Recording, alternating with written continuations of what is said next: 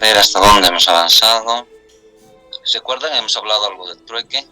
Hemos visto que el trueque, si bien es muy antiguo, pero todavía se practica en nuestros días. Y el problema del trueque ha sido el sistema monetario, ¿no? O diré las equivalencias. Es decir, que había determinado intercambio que no se podía realizar con justicia por el tema del valor que tienen determinados bienes, ¿no? Ya has visto esto.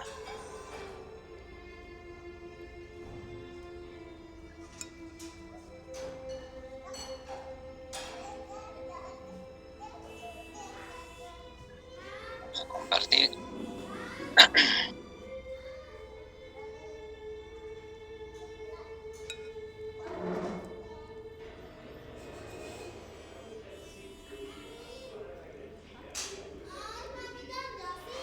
Es importante que tomen en cuenta ustedes este concepto. El primero, que dice: comerciante es la persona habitualmente dedicada a realizar cualquier actividad comercial con fines de lucro. Esto también hemos hablado, lo reitero porque es muy importante este concepto para que puedan saber a qué se refiere cuando una persona se le puede denominar comerciante. Entonces, simplemente comerciante es alguien que habitualmente realiza. Les había indicado un ejemplo. Si ustedes venden su celular, no por ello les van a considerar comerciantes. Pero si ustedes se dedican a la venta de celulares, sí, esa es una actividad recurrente, una actividad habitual que les va a dar la característica de comerciante. En nuestra vida podemos vender muchos bienes, ¿no? Desde una movilidad, una motocicleta, pero eso no nos convierte en comerciante. Nos convierte en comerciante cuando habitualmente nos dediquemos a eso. Y otro de los aspectos importantes es cuando se trate de, o cuando se vincule a fines de lucro. Cuando no hay fines de lucro, no se habla de un comerciante. Si alguien, cuando quiera hacer alguna pregunta, simplemente usa la palabra nomás para poder cederles la palabra. No hay ningún problema.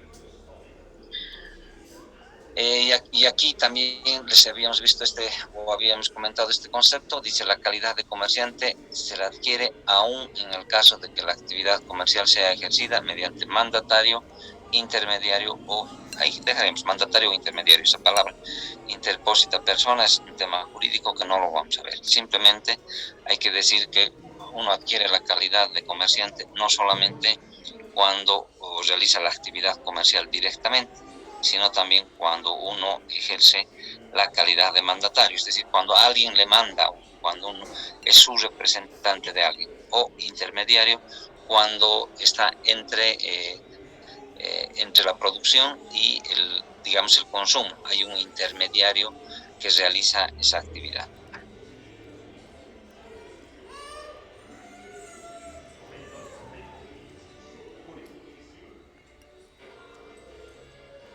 Este elemento también es muy importante y aquí podríamos preguntarnos: ¿quiénes pueden ser comerciantes? ¿Cualquiera puede ser comerciante? A ver, alguien pudiera comentar: ¿será que cualquier persona puede ser comerciante? ¿O hay algunas condiciones fuera de las que les he hablado, ¿no?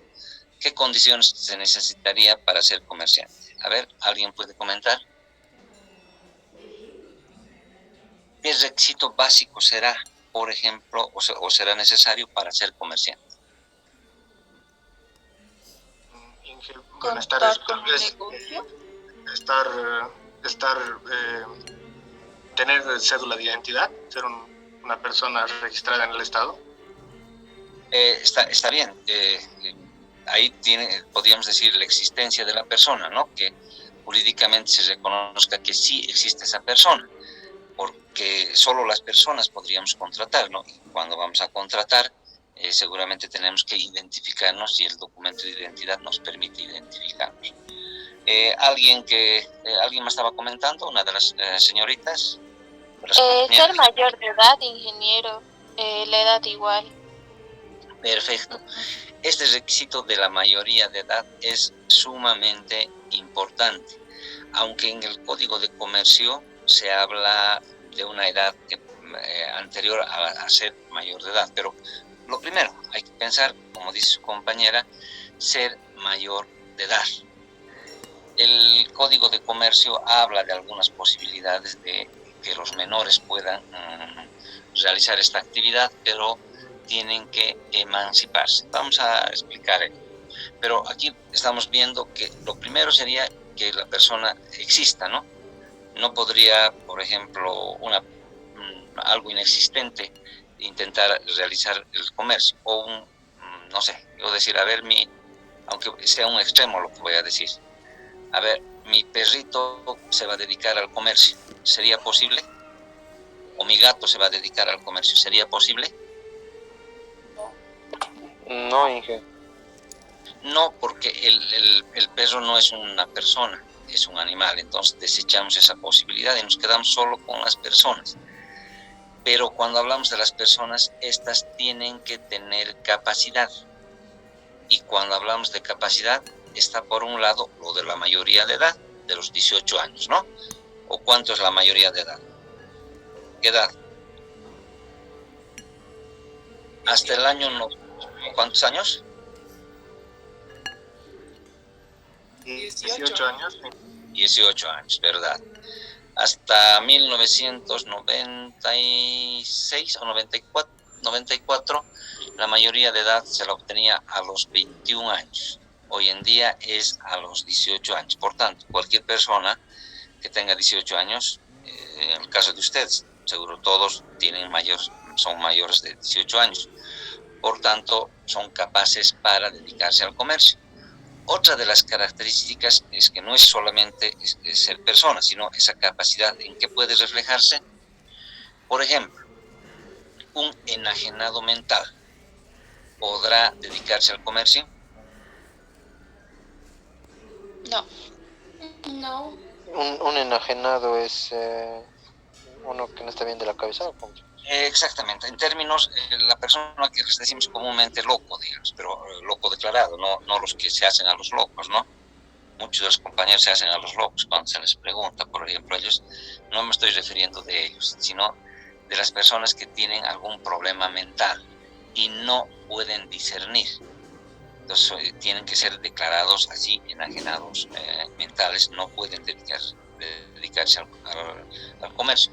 Es muy diferente de las personas que tuvieran capacidades diferentes o las personas discapacitadas.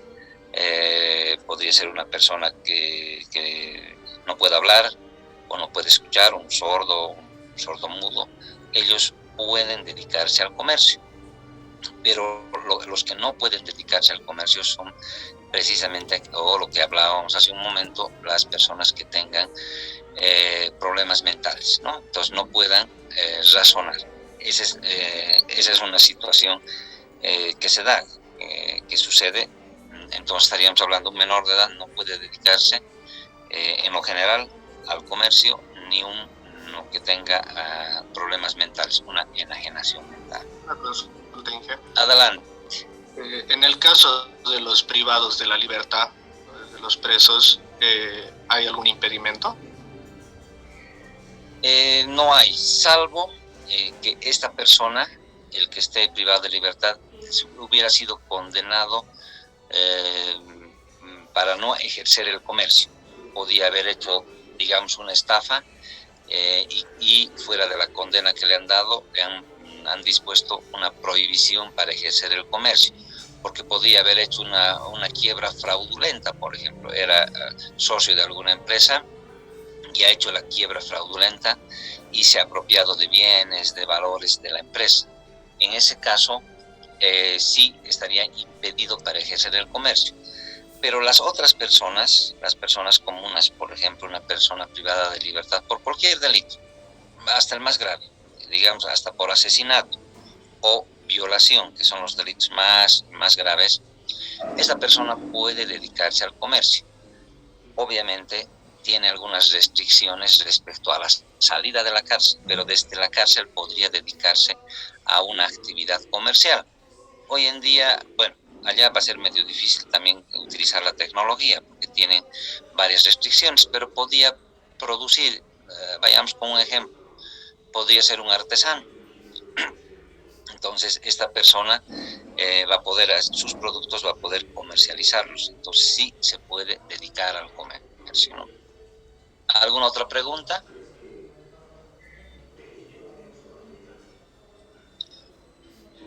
En esta primera parte les he mencionado de las personas naturales. Dice aquí, las personas naturales somos todos nosotros, ustedes, yo y todas las personas que las ven caminando individualmente, o las personas que no forman sociedades son personas naturales. Pero cuando nos dedicamos, cuando queremos dedicarnos al comercio asociadamente, supondremos que ustedes quieren hacer una sociedad, no sé, de ingenieros, sociedad de lo que sea. Esa sociedad ya no va a actuar, las personas van a actuar como persona jurídica, es decir, ya no individualmente. ¿Por qué? Porque han conformado una sociedad, podría ser la sociedad anónima Los Periquitos, digamos, ¿no? Entonces, esa sociedad va a actuar como sociedad Los Periquitos, no va a actuar individualmente, sino así como persona jurídica. Esa es una importante diferencia que la ley ha establecido, ¿no? Esos dos tipos de personas, las naturales, las de carne y hueso, lo que somos nosotros, y las personas jurídicas, que es una cuestión fija, ¿no? Es una cosa, digamos, no material como persona, porque la sociedad no la pueden ustedes abrazar, no la pueden ver a la sociedad así físicamente, sino que es una ficción que la ley ha establecido para crear este tipo de sociedades cuando participan más de una persona.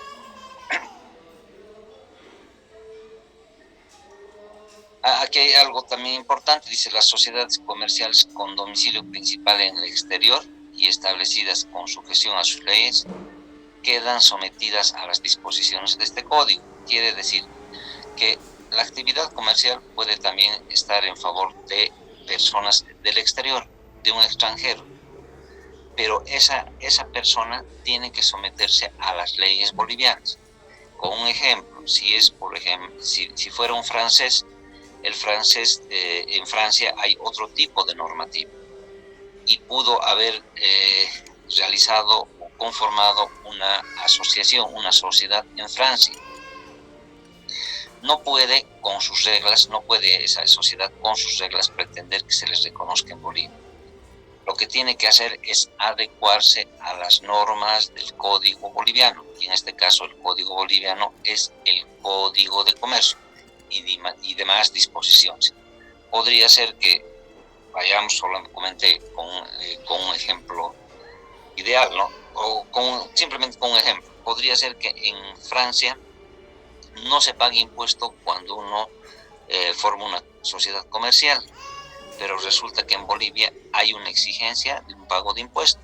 Por tanto, así se haya conformado en Francia, no puede querer que se les reconozca con sus leyes de Francia. Tiene necesariamente que someterse a las reglas bolivianas. Y esto es en general, ¿no? Si ustedes van con su sociedad a la Argentina nomás, o individualmente, a realizar alguna actividad comercial, tienen que sujetarse a las normas de ese país. No podemos querer imponer nuestras normas hacia afuera, ¿no? Eso se llama la territorialidad. Quiere decir que las normas bolivianas solo se aplican en Bolivia, no se aplican en otras partes del mundo, ¿no? Y lo mismo sucede con algunas normas de otros países, no pueden aplicarse en Bolivia, salvo que exista algún convenio, algún tratado internacional que permita determinadas condiciones, ¿no? Hay la liberación, por ejemplo, de aranceles. Puede ser que se aplique de un país a otro país, siempre y cuando haya convenios. Si no hay convenios, no se aplica. ¿Se comprende esta primera parte, esta primera lámina? Sí. Sí, porque es importante, ¿no? Esta es la primera parte que les he dicho. Incluso parte de ahí, o de ahí, puede ser que saque alguna pregunta para el examen, ¿no? Por eso les recalco bastante en algunas láminas. Veamos ahora cuáles son los actos u operaciones de comercio. Ya hemos visto quiénes pueden dedicarse al comercio, ¿no? Ahora veamos qué actos pueden ser de comercio. Lo primero, cuando hablamos de comercio, siempre tienen que ser actividades lícitas, ¿se entiende, no? Y tomen en cuenta esto, tienen que ser actividades lícitas. ¿Qué significa eso? Aquellas actividades permitidas por la ley. No, uno no puede dedicarse a actividades que no están permitidas. Por ejemplo, ¿será que pueden ustedes decir, yo me voy a dedicar al comercio de fabricación de droga, de cocaína, digamos? ¿Podremos hacer eso? Yo voy a poner mañana mi fábrica, y no importa el nombre que le ponga, pero yo voy a producir cocaína. ¿Podría hacer eso? No, Inge. De ninguna manera, ¿no? No se puede. ¿Por qué no se podrá? A ver, porque puede ser un buen negocio, ¿no? Porque es Porque es algo ilegal, ingeniero. Vayamos por ahí, está bien.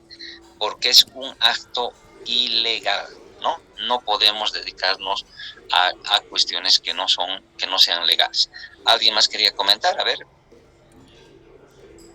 Ingeniero, acá en Bolivia sí es ilegal, pero hay otros países donde ya es permitido. No la cocaína, pero no. Algunas, ¿qué sería permitido? A ver. Otras sustancias, Claudia. ingeniero, pero Marihuana. La marihuana en Uruguay, ingeniero. y se puede comercializar bajo receta, ingeniero. ¿Y consumir también? El éxtasis. Entonces vámonos a Dubái. Hay que diferenciar, ¿no? Aquellos productos como la marihuana, por ejemplo, que es producida para fines de salud, es muy diferente, ¿no? Está bien, hay autorización para eso. Pero si va a haber una producción de una sustancia, una alucinógena, por ejemplo, que no está recetada para fines medicinales, ¿será lícito o lícita esa actividad? No, ingeniero, sería algo ilícito. Ilícito, ¿verdad? Entonces, todo lo que es ilícito no podemos dedicarnos. Vayamos con otro ejemplo. Podríamos formar, ahí está. Miren, esto no es irreal. Nuestra asociación de autos indocumentados, ¿se podría? No. A ver, No, ingeniero. No. ¿por qué? A ver, Sergio, que nos hablaba al final, ¿por qué no se podría hacer la asociación de autos indocumentados? Porque no se conoce la procedencia de esos autos. Para hacer autos, por lo menos deberían contar con póliza de importación, la cual no tienen, y es difícil rastrear esos autos, la procedencia de esos autos. Claro, exactamente, porque primero, el tener un auto indocumentado ya es un delito, porque estaríamos pensando que ese auto pudo entrar por contrabando, y el contrabando es ilícito, ¿no? Es ilegal, es delito el contrabando. Por tanto, yo no podría dedicar a importar autos sin pólizas o comercializar ese tipo de autos, aunque en la realidad nos muestra otra cosa, ¿no? Hay mucha gente que se dedica a la venta de este tipo de autos, pero esa actividad es ilícita, desde ya es ilícita. A ver, en otra actividad, podría dedicarme, abro una discoteca donde vendo bebidas alcohólicas y digamos, y está dirigida la mayor actividad a menores de edad. ¿Podría hacer eso? Vender, abrir la discoteca y vender bebidas alcohólicas. ¿Podría? A menores. No se puede. No se puede. Entonces, vean, estos ejemplos que les estoy dando, así bien claritos, es para que se den cuenta ustedes que solo uno puede dedicarse al comercio en actividades lícitas, ¿no? En aquellas actividades que no son lícitas, como les he dicho, el tema de contrabando, el tema de fabricación de droga o atención a menores de edad, sería ilícito, ¿verdad? A ver, hay otra. Adelante. ¿Existe en algún lugar una lista donde veamos todas las cosas que son ilegales? ¿Cómo podemos saber cuáles son ilegales? No hay un catálogo, no hay una lista, ¿no? La norma solamente dice actividades ilícitas. Y cuando hablamos de actividades ilícitas tienen que vincularse con alguna otra norma, por ejemplo, con normas del Código Penal. El Código Penal sanciona a quien comercialice estupefacientes. Entonces ya esa norma nos está diciendo que es delito, por tanto implica que es una actividad ilícita y no podemos hacer eso. El otro tema que les decía, lo del contrabando, está en la Ley General de Aduanas, el contrabando, tipificado como delito. Por tanto, ya ahí hay una restricción y ello implica que no podemos dedicarnos al comercio, ¿no? Entonces, hay que vincular siempre. La mayor parte de las actividades ilícitas, de los hechos ilícitos, están en el Código Penal. A ver, en el caso que les decía de venta de bebidas a menores de edad, ello está en el Código Niña y Adolescente, la prohibición de expendio de bebidas alcohólicas a menores de edad, que podría hasta convertirse podríamos hablar de una prevención a menores, determinados hechos que están en otras normas como prohibitivas, pero definitivamente no hay una lista que podamos tener, porque sería una lista muy larga, ¿no? Y podríamos dejar algunas cosas fuera. Otro ejemplo, a ver, dedicarse a... tengo una asociación de volteadores, o sea, lo que llaman comúnmente de asaltantes. ¿Se podría? No, ingeniero. No. Ahora, ¿dónde está esa norma? Entonces, otra vez nos vamos al Código Penal y ahí dice el robo, por ejemplo, o el hurto. Entonces, esas normas ya nos llevan a ver que hay determinadas actividades a las que no nos podemos dedicar. Y son así esas restricciones, porque si dejamos todas esas restricciones, a qué nos podemos dedicar es realmente grande. Hay muchísimas actividades a las que podríamos dedicarnos, ¿no? Pero solamente habrá que ver esas cuestiones que otras normas prohíben realizar. ¿Algún comentario hasta aquí? Entonces vean que estamos viendo algunas condiciones interesantes, ¿no? Hemos visto primero la mayoría de edad, 18 años, que la persona sea capaz, ¿no? Que no sea enajenado mental, es decir, sino una persona que pueda razonar.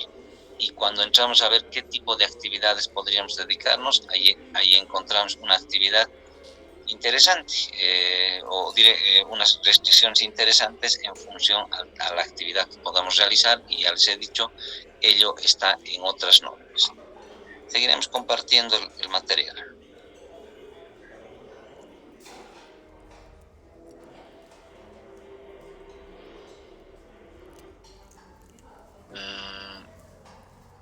El Código de Comercio también nos habla cuáles son esos actos, y ahora pensaremos en que ya nos estamos dedicando a una actividad y es lícita, y aquí van a ver que todo lo que estamos hablando aquí es actividad lícita, ¿no? Dice, a ver, 1. La compra de mercadería o bienes muebles destinados a su venta en el mismo estado o después de alguna transformación, y la subsecuente enajenación de ellos, así como su permuta.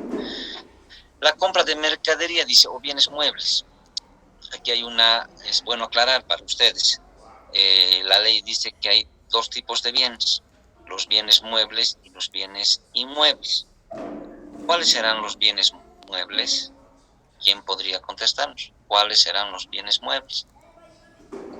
Los bienes que se pueden... Mueble, ¿no? Los que se pueden mover, se pueden trasladar, sí. Exactamente. Esa es la característica, ¿no? Los bienes muebles son aquellos que se pueden mover, que se pueden trasladar, ¿no? Entonces, cuando vemos algo que puede uno trasladar, yo puedo vender computadoras, puedo vender mesas, puedo vender sillas, televisores, no sé, cocinas, microondas, todo aquello que se pueda mover. Eso es bienes muebles. Contrariamente a eso, hay los bienes inmuebles. Esos bienes inmuebles son aquellos que no se pueden mover, ¿no? yo no puedo decir que sea una casa bien mueble, porque no la voy a poder mover.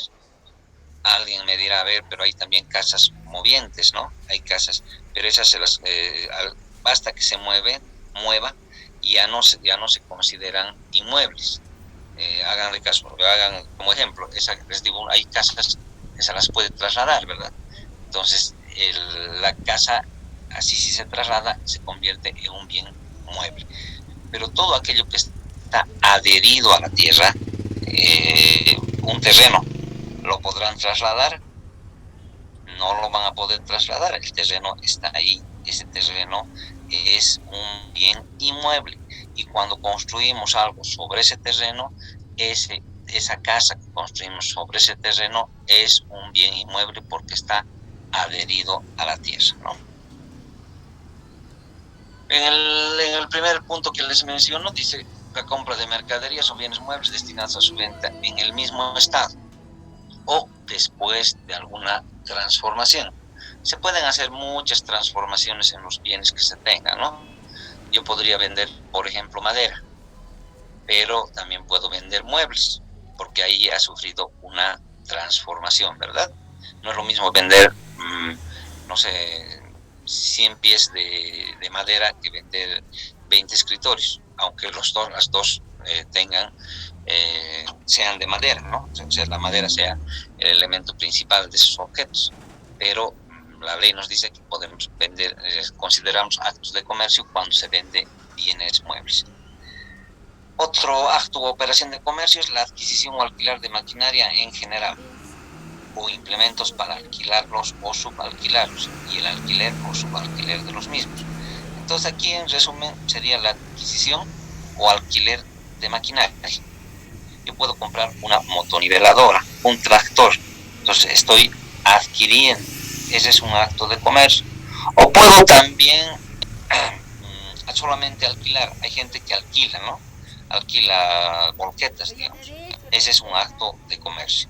Ya les he dicho siempre cuando esta actividad sea habitual, ¿no? Si no es habitual, no hablamos de comercio. Si yo puedo comprarme o vender un tractor, digamos, no significa que ya sea comerciante. Pero si yo vendo constantemente tractores, sí soy comerciante. Y estamos hablando de la máquina. Una pregunta ahí. Adelante. ¿A qué se refiere exactamente al momento de decir subalquilar? Porque, bueno, tal vez estoy equivocado, pero tengo entendido que si uno alquila algo y él se lo subalquila es ilegal, ¿no es cierto? Sí, o sea, yo me he alquilado, digamos, a mí me alquilan una motoniveladora y yo agarro y lo alquilo a otra persona. Eso está prohibido, como usted dice, está prohibido, salvo que en el contrato de alquiler se ponga esa posibilidad. Hay muchas actividades que la gente se dedica a subalquilar, es decir, alquila equipos y después los subalquila, pero en ese caso siempre tiene que estar autorizado en el contrato. Si en el contrato no dice nada, se entiende que está prohibido subalquilar, no se puede alquilar, ¿no? Aquí estamos hablando de maquinaria, pero un ejemplo, si nos vamos a ver a un bien, usted se alquila, digamos, un cuarto, o se alquilan un departamento y después lo subalquilan, eso está prohibido, ¿no? Al igual que esto, salvo, otra vez repito, que en el contrato diga lo contrario, porque podría ser que el dueño, el propietario del bien no tiene inconveniente de que se subalquile, ¿no? Porque con tal que le paguen a él su alquiler, no importa si lo alquila aunque 20 veces, pero eso tiene que ser autorizado en el contrato. Vayamos viendo algo más. Dice la compra-venta de una empresa mercantil o establecimiento comercial o la enajenación de acciones, cuotas o partes de interés del fondo social. Es un concepto bastante largo que podría, si ustedes lo leen así sin explicación, podría darles lugar a confusiones, ¿no? Yo les voy a ir siempre transmitiendo estas cosas con ejemplos. En este punto 3, un ejemplo. Yo tengo, podría ser que tenga una distribuidora una distribuidora de equipos de construcción, o equipos de construcción. Yo puedo vender todo el establecimiento comercial y eso la ley me permite. Podría ser que tenga una sociedad con mi hermano, digamos, y esa sociedad se refleja en acciones. Entonces yo no puedo vender todo, en ese caso, cuando yo estoy asociado, ¿no? Si soy el único propietario, puedo vender toda esa empresa o esa tienda comercial, la vendo, no, la ley me permite hacer eso. Pero podría yo tener acciones, es decir, ser parte de la sociedad. Ahí no puedo vender toda la empresa. Lo que sí voy a vender es la parte que a mí me corresponde. Pero como estoy asociado, esa parte se refleja en acciones. O sea que son valores, digamos, yo he puesto un capital de 100 y se dividen las acciones en 10 bolivianos. Entonces yo he puesto capital 100 y cada acción vale 10, entonces significa que tengo 10 acciones. Entonces yo podría vender una acción, podría vender 2 acciones o las 10 acciones podría vender. Y mi socio no puede oponerse a eso, ¿no? Porque la ley permite que yo pueda vender así por partes, ¿no? ¿Se comprende este punto 3? Siempre no se hagan ningún problema de preguntar. Ya les decía, si uno lee punto 3 así, literalmente puede generarles alguna confusión, ¿no? Incluso esa palabra, la enajenación. Hace rato les hablaba de un enajenado mental, no puede ser. Vean que este es un sinónimo nomás, ¿no? O no, es una palabra diferente.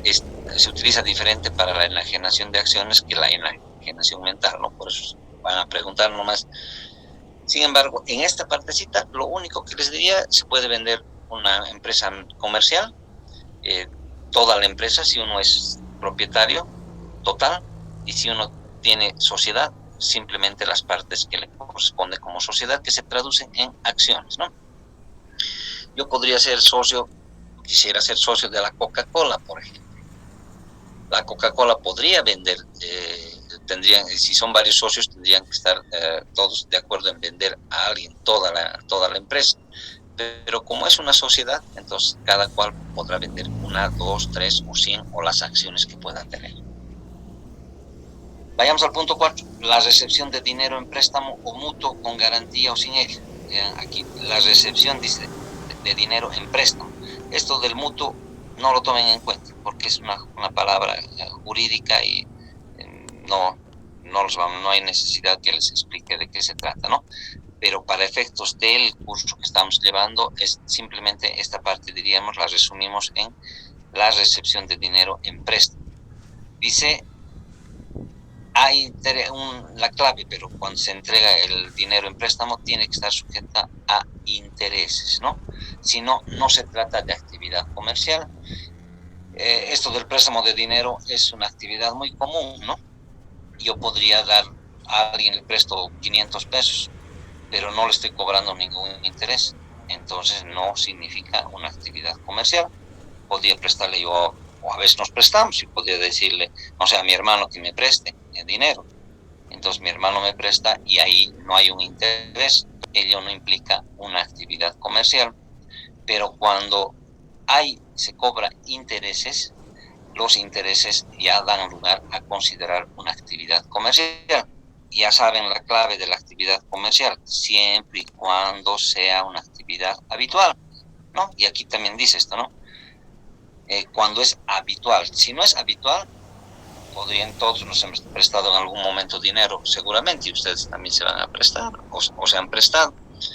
Y si es algo así muy esporádico, pues no se habla de una actividad comercial. Hay gente que se dedica a prestar bajo interés. Adelante.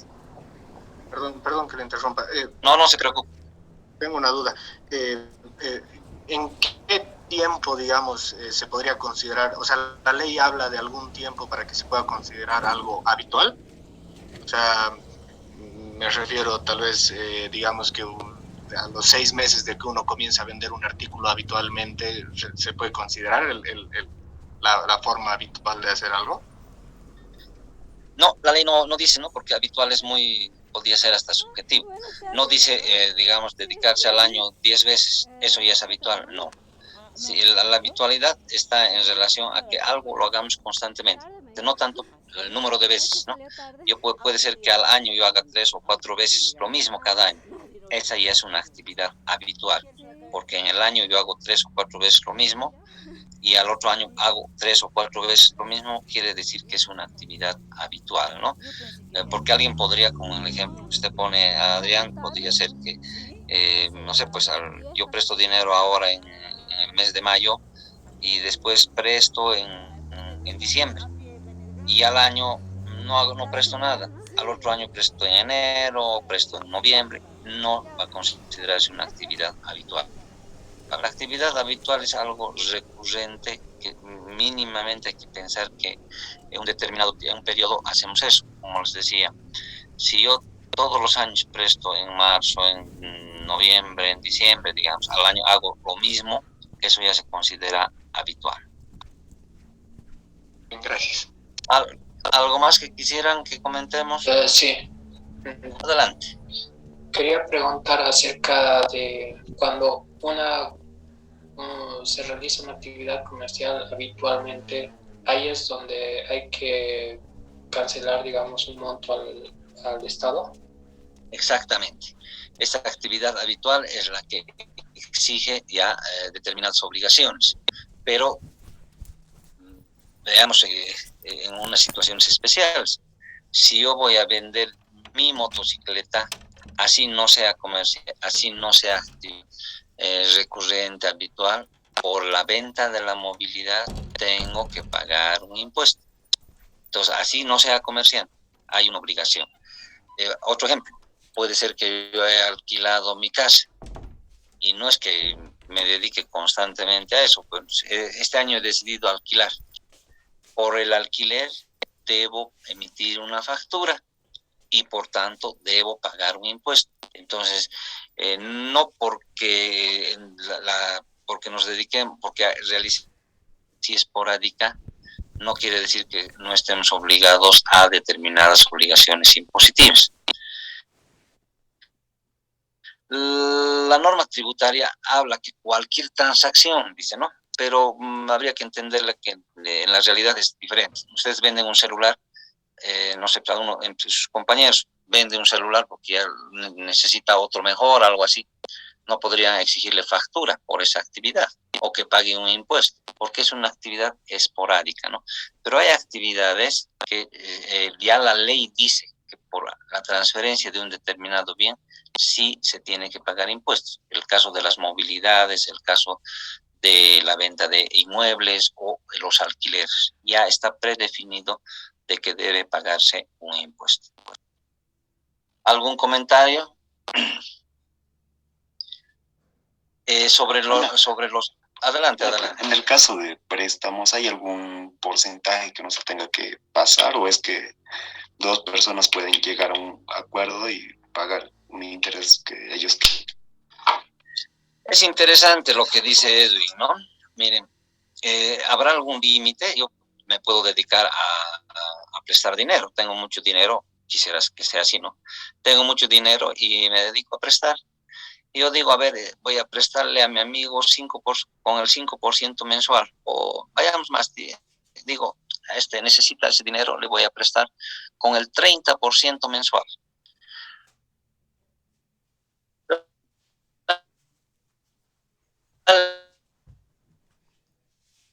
Ley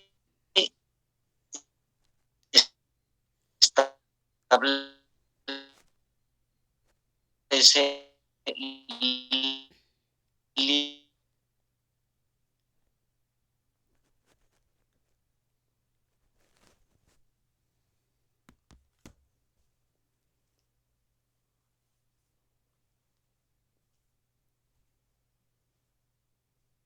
se dice el interés convencional es máximo el 3%. Por tanto, si alguien presta dinero con el solo 4% o 5%, ya está cometiendo el delito de usura. En los hechos sabemos que hay mucha gente que presta, ¿no?, dinero a veces hasta el 10%. Y hay gente que está tan necesitada que dice, bueno, de modo tengo que pagar el 10%. Imagínense que se preste nomás 10.000 bolivianos, tienen que pagar 1.000 bolivianos de interés. la ley ha establecido sus límites. Entonces, para la pregunta de Edwin, creo que es el máximo es el interés del 3%. No se puede ir más allá, ¿no? Pero hay otro interés también que hay que mencionarlo. Este es el interés convencional que les decía. O sea, yo me pongo de acuerdo con mi prestatario o a quién se le va a prestar el dinero y quedamos en que sea 1%, 2%, 3% mensual. Porque imagínense, si lo sumamos al año, ese interés llega a ser 36%, pero está permitido porque es máximo el interés 3% anual. Entonces, si uno ve, a uno le parece cobrar menos de los 3%, es perfecto, uno puede cobrar 2%, 1% y menos también. Si nos vamos a las entidades bancarias, hay préstamos máximo, tendrían que llegar al 36% anual, ¿no? O sea, máximo el 3%.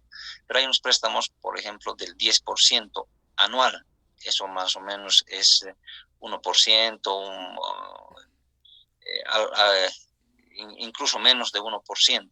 Pero es una decisión con el dueño del dinero, ¿no? Quien puede disponer que sea solo ese monto. Estamos hablando de un interés convencional, el que les he mencionado, máximo el 3%. La ley dice también que hay un interés legal. Ese interés legal es diferente al convencional. El legal es cuando no hemos establecido. Supongamos, alguien ha prestado dinero y se han olvidado establecer el interés. Entonces, ¿qué dice la ley? Que en esos casos hay un interés legal del 6% anual, ¿no? De lo que equivale a 0.5% o mensual. Entonces, está lejos de ese 3%. Pero eso se aplica solamente cuando no se ha establecido intereses, ¿no? Puede ser que yo he prestado de buena fe y esa persona tenía que devolverme al mes siguiente y por eso no establecí ningún interés. Pero resulta que esa persona ha pasado 2, 3, 10 meses y no me devuelve. Entonces, fuera de que me tiene que devolver el capital, ahí ha empezado a correr un interés. Como no hemos quedado cuánto es el interés, la ley dice máximo el 6% anual, que es 0.5%, ¿no? Entonces, si esta persona ya me debe 6 meses de interés, ahí se tiene que ajustar el monto equivalente al 6% anual, que es más o menos 0.5%, ¿no? Entonces, si es 6 meses, va a ser apenas 3%. Entonces, esas son las regulaciones. ¿Por qué la ley regula esto? Porque muchas veces hay gente que se aprovecha de la necesidad de los demás. Si uno se presta de dinero es porque tiene, ¿por qué uno se prestará? Es porque necesita el dinero, ingeniero.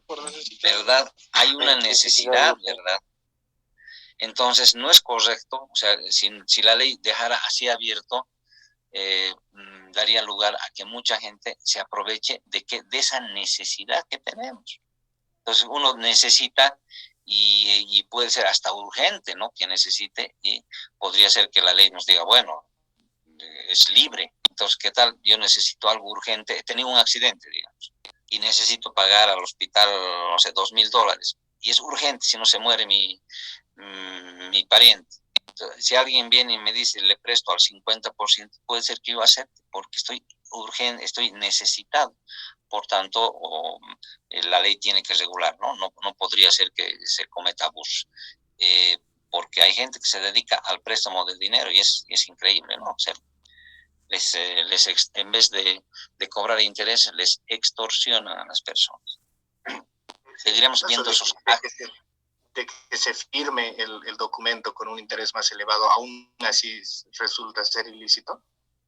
Exactamente. Y ahí hay dos situaciones en el ejemplo, en lo que comenta su compañero. ¿Qué pasa si yo he firmado voluntariamente por esa necesidad? He firmado y he puesto ahí 20% de interés. Lo que se hace es automáticamente reducir al 3%. Así esté escrito, protocolizado, con notario, con testigos o lo que sea, se tiene que bajar al 3%, ¿no? Y eso está establecido con precisión en la norma. pero fuera de eso, esa persona que ha prestado con ese interés ha cometido un delito. Y se ha firmado en el documento, peor, ahí está la prueba plena. O que se le puede demandar por usura y es facilito, porque está el documento. Un poco más en el documento está el delito. Por tanto, no hay mucho que demostrar, simplemente se le denunciará a esta persona y bueno, tendrá las sanciones penales que correspondan. Por tanto, o sea, no es así nomás también de firmar. O sea, mucha gente lo hace a veces por desconocimiento de la norma, ¿no? Pero miren qué consecuencias tendría. Primero, que no el prestatario no va a tener por qué pagar ese interés, entonces el prestamista va a quedarse sin ese interés que había fijado en el 20%. Y lo más grave es que podría ser denunciado por usura. Se llama, hay una figura también, no sé si la han escuchado ustedes fuera de la usura, el anatocismo.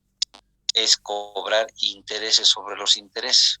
Hay gente que se ha prestado, pongamos, ejemplos pequeños, 1.000 bolivianos y el interés era 20%, 200 por mes en un año, ya ha doblado el capital. Y eso se llama anatocismo, ¿no? Es decir, cuando se cobra interés sobre el interés. Como 2.000 ya me debe, yo le sigo cobrando sobre los 2.000 y después en 3 años va a ser 4.000, 6.000 y resulta que yo me había prestado 1.000 y después resulta que el capital ahora es 2.000, es 3.000. Entonces, ello es ilegal. Por tanto, no es la ley no acepta ese tipo de situaciones, aun cuando estén en documentos, ¿no?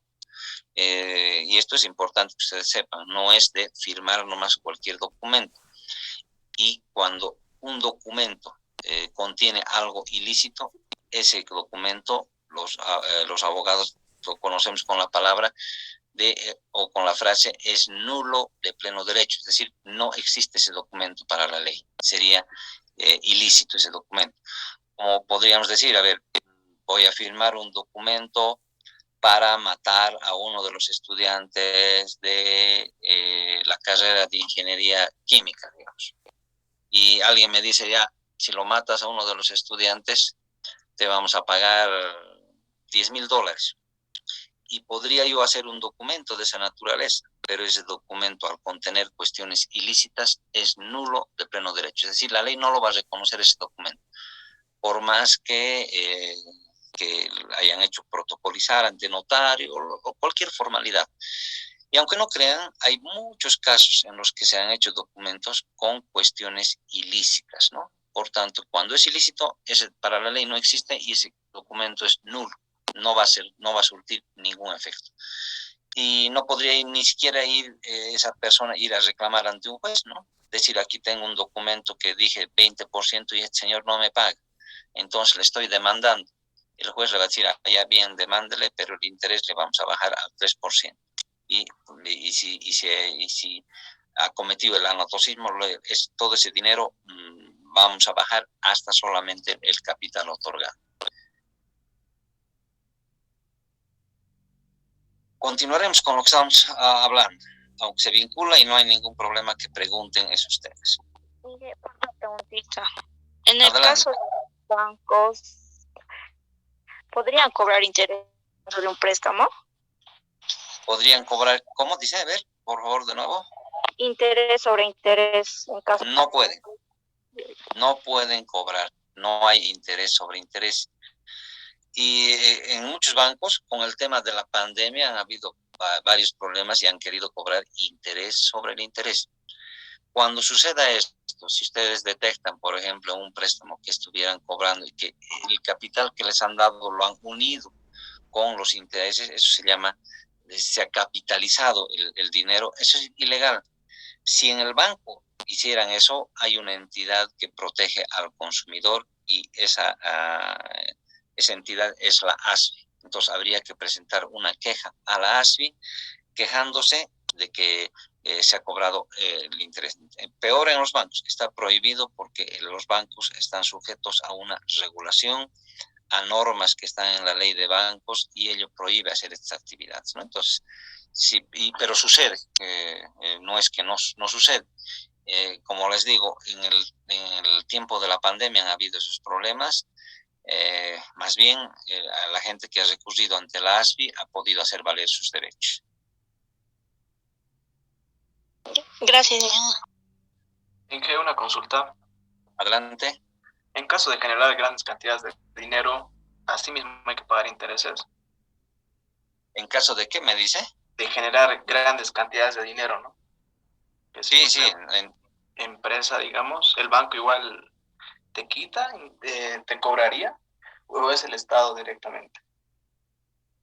A ver, algún ejemplo, usted me dice que en caso de generar digamos, dinero. Si ganas 1 millón, por tú, los impuestos suben más, ¿no? Te quita claro. el Estado, eso me refiero. No, claro, es que el pago de impuestos y las obligaciones tributarias están en función a porcentajes, ¿no? Si el IVA, por ejemplo, es el 13%, y yo podría vender, no sé, algo en 500 bolivianos y me genera el 13% de esos 500 bolivianos, pero también podría vender una propiedad en 10 millones de dólares. Entonces, el impuesto va a ser en función a ese porcentaje, 13%. Entonces, aquí no vamos lo que se va a hacer es calcular en base a porcentajes. Por tanto, si yo vendo 100 o vendo 10 o vendo 100 millones, simplemente se aplica el porcentaje, ¿no? Entonces por supuesto, ya cuando sumamos, la cantidad es elevadísima, ¿no? Si de 1.000 bolivianos 13% es 130, seguramente de 10 millones el 13% es 1.300.000. Por tanto, sí es un monto elevadísimo, pero está en función a porcentajes y se tiene nomás que pagar impuestos. No sé si esa era la pregunta. Sí, ya me aclaro la duda. Gracias. Perfecto.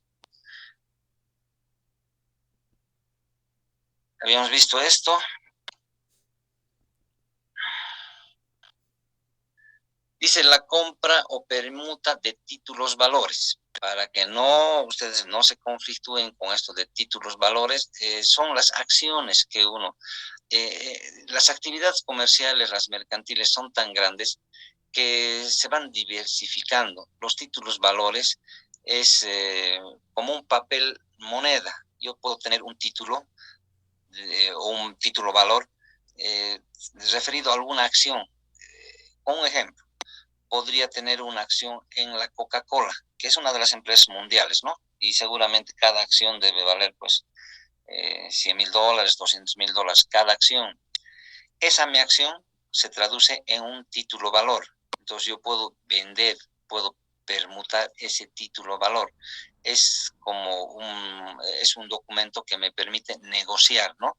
Entonces, más o menos esos $100,000, yo no los tengo en efectivo, pero los tengo en un título valor, por tanto es negociable. Yo puedo negociar ese título valor. Hoy en día hay una actividad interesante en el Banco Central, la bolsa de valores. Y han debido escuchar, hasta en películas hablan, ¿no? Que se ha caído la bolsa, dicen, ¿no? La bolsa de valores, cuando sube y baja. Quienes tienen más actividad en la bolsa de valores con estos títulos son las empresas petroleras. Cada acción cuesta millones y esas las van negociando. Hay temporadas que suben, ¿no?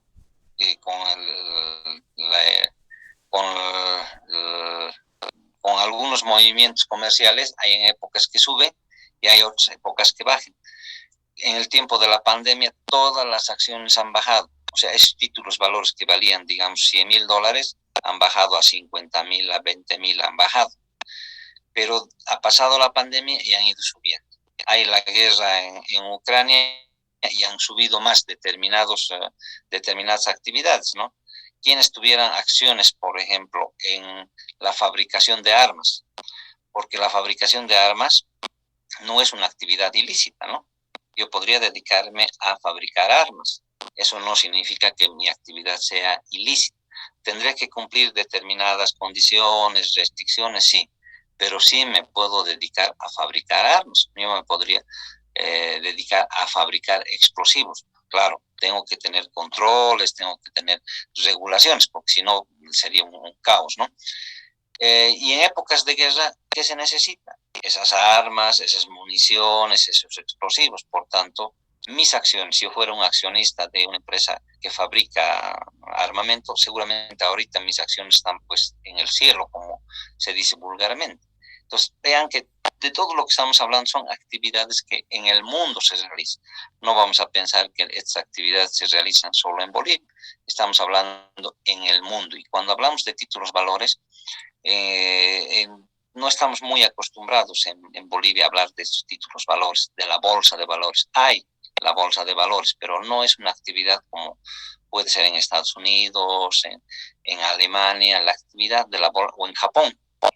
La bolsa de valores es una actividad que todo el día, todos los días están negociando, ¿no?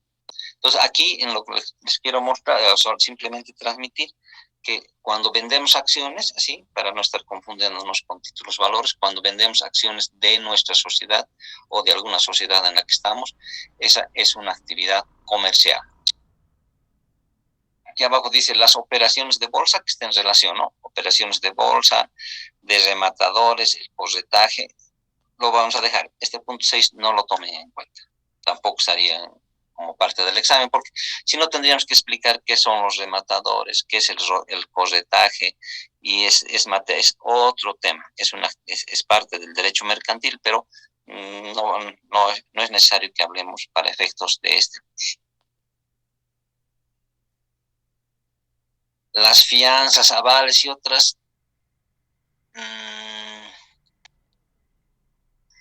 no tomaremos en cuenta. Por eso también está en otro color. Esto lo había puesto en otro color porque no es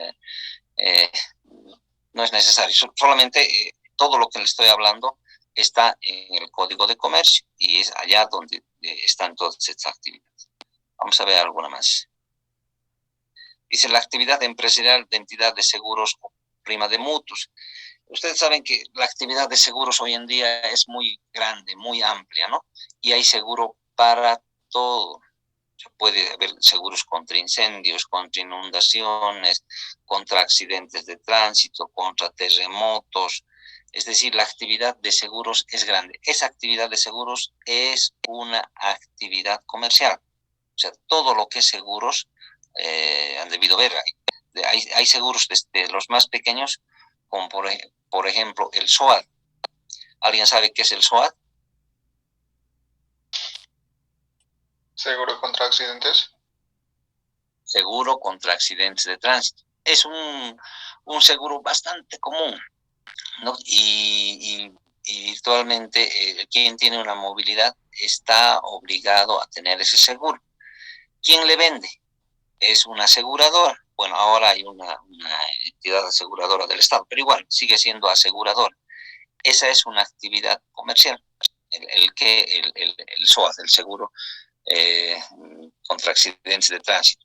Hay seguros contra daños a la propiedad, que pueden ser vehículos, que pueden ser inmuebles, por incendiarse, por terremoto, por muchas cosas. Es importante los seguros. Todavía en Bolivia no se ha desarrollado mucho el tema de seguros. En otros países, y si nos vamos a Estados Unidos, todo está asegurado. Hasta aseguran a sus mascotas en Estados Unidos. Y contra todo tipo de daños. Contra terremotos, incendios, robos. Es decir, la actividad de seguros es muy grande. Toda esa actividad es una actividad de comercio. Hay unos seguros muy interesantes, ¿no? Los seguros de vida. Alguien puede asegurar su vida y depende cuánto pague la prima, que se llama el costo del seguro, está el monto que le van a pagar por esa, si pierde la vida. Claro, no le van a pagar a él, ¿no? Sino a sus herederos. Entonces yo podría comprar un seguro, yo voy a pagar, pero cuando me muera, seguramente mi esposa, mis hijos, o al que yo haya decidido que se quede ese seguro, ellos se beneficiarán. Han debido ver varias películas, ¿no? Incluso pues, casos de la vida real, donde uno de los esposos compra el seguro y al poco tiempo aparece muerto. Y ello es porque, tuvo mucho que ver la pareja para querer quedarse con la prima del seguro. es que son primas interesantes en otros países, ¿no? Disculpe. Por ejemplo, adelante. A lo que estoy entendiendo, estas empresas de seguro, una vez que una persona se inscribe, tiene que pagar un monto mensual, creo, para seguir con el seguro, ¿verdad? Hay muchas modalidades. Hay seguros que sí uno va pagando primas mensuales y hay otras que las puede pagar en uno. Depende del tipo de seguro. Y estas empresas pueden perder, digamos, dinero si es que una persona que se inscribe al seguro comienza a pagar, digamos, mensualmente, pero a los pocos meses de que se ha inscrito le pasa algo y ya el seguro tiene que darle el dinero, entonces eso ya estaría perdiendo, digamos, la empresa. No diremos perdiendo. Lo que pasa es que las aseguradoras hacen estudios matemáticos actuariales, hacen una serie de estudios de probabilidad. Entonces, si bien, por ejemplo, podría ser que yo haya comprado una prima, un seguro de vida, y tenía que pagar en 2 años, cada mes pongamos $100, y resulta que a los 3 meses me muero. Ellos están obligados a pagar la totalidad de ese seguro que se combina, y pudo ser incluso $1 millón. Aparentemente parecería que está perdiendo, ¿no? Porque yo solamente le he pagado $300 y ellos me están pagando, digamos, $100,000. Pero no es así, porque hacen ellos cálculos, ¿no? La probabilidad de que suceda este hecho seguramente es 1 entre 100. Entonces, de las otras 100 personas, las utilidades de ahí van a poder pagar. O sea, va a haber 99 que se quedan vivas y esas 99 van a financiar el seguro. Entonces, por tanto, no hay lugar a pensar que las aseguradoras van a perder. Es más, las aseguradoras nunca pierden. Por la actividad comercial que tienen, como les digo, nunca pierden. Porque hay algunas exclusiones que están en las letras chiquitas, como se dice vulgarmente, en los contratos. En los contratos, si ustedes ven un contrato de las aseguradoras, especialmente seguros de vida, por ejemplo, son pues 50, 70 cláusulas, es decir, un documento grande, y donde ahí habla muchas cosas. Por ejemplo, si yo contrato un seguro de vida y resulta que tengo que pagar en 2 años ese seguro de vida, y aparezco muerto a los 6 meses y me he suicidado por querer que mis herederos cobren, la aseguradora no va a pagar nada en ese caso, cuando ha habido suicidio. Por tanto, ahí esos, digamos, 600 o 1,000 o 2,000 dólares que he pagado es para nada, porque no voy a recibir ningún servicio. Ahí están los beneficios de las aseguradoras en aquellas actividades que no suceden. Un ejemplo, podría contratarse seguro contra incendios, y resulta que yo he estado pagando 20 años de mi casa un seguro contra incendios y nunca se ha incendiado la casa. Por tanto, quien ha ganado solo ha sido la aseguradora. Entonces, es un juego económico, no ilegal, por supuesto, que ellos hacen eso. De decir, a ver, yo tengo 100 asegurados contra incendios. Al año pasa eso, no pasa. Entonces, yo ahí he tenido ganancias, ¿no? O en los seguros de líneas aéreas. ¿Cuántos accidentes de líneas aéreas hay en Bolivia? Nada, 0. Y seguramente las aseguradoras, no diremos 0, han habido, ¿no? Pero las aseguradoras ahí han tenido muy buenas utilidades y van haciendo fondos precisamente para que si pudiera suceder, porque imagínense si pudiera suceder, ¿no? Ha habido un accidente, ¿se acuerdan? De ese avión, de esa línea, la mía creo que era una línea que estaba transportando a jugadores del Paranense, del Brasil, y han muerto. A cada persona creo que tenían que indemnizarles $50,000. Imagínense si han muerto, no sé, 50 personas. Es realmente una cantidad alta de dinero, pero la aseguradora puede pagar porque hace esos movimientos, ¿no? En algunos lados seguramente no sucede nunca los hechos y en otras situaciones sucede. ¿Algo más que quisieran que comentemos sobre los seguros?